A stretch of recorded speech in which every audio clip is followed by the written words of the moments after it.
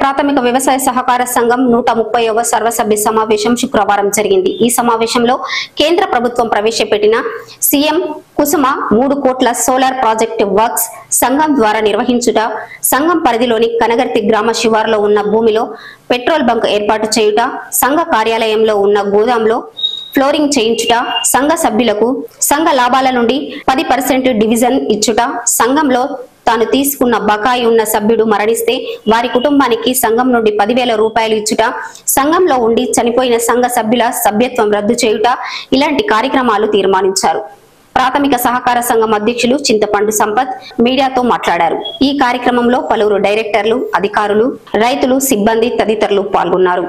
ముఖ్యంగా అప్పలపేట సొసైటీలో బంగారు రుణాలపై తాకట్టుపై 1 గ్రామ్ ఇంతకుముందు 5,000 రూపాయలు ఉన్న ఒక గ్రాముకు ఈసారి 1,000 రూపాయలు పెంచుతూ 6,000 చేస్తున్నాం.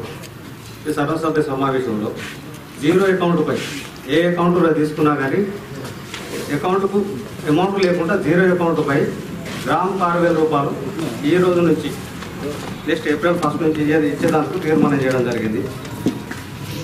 నెక్స్ట్ ఒకటి ముఖ్యమైన విషయం ఏంటంటే కేంద్ర ప్రభుత్వం ప్రవేశపెట్టిన PM Kusum solar plant Appannapeta సొసైటీకి మన ఉమ్మడి జిల్లాలో అప్పన్నపేట సొసైటీకి 3 కోట్లతో మనం సాక్షి చేయడం జరిగింది.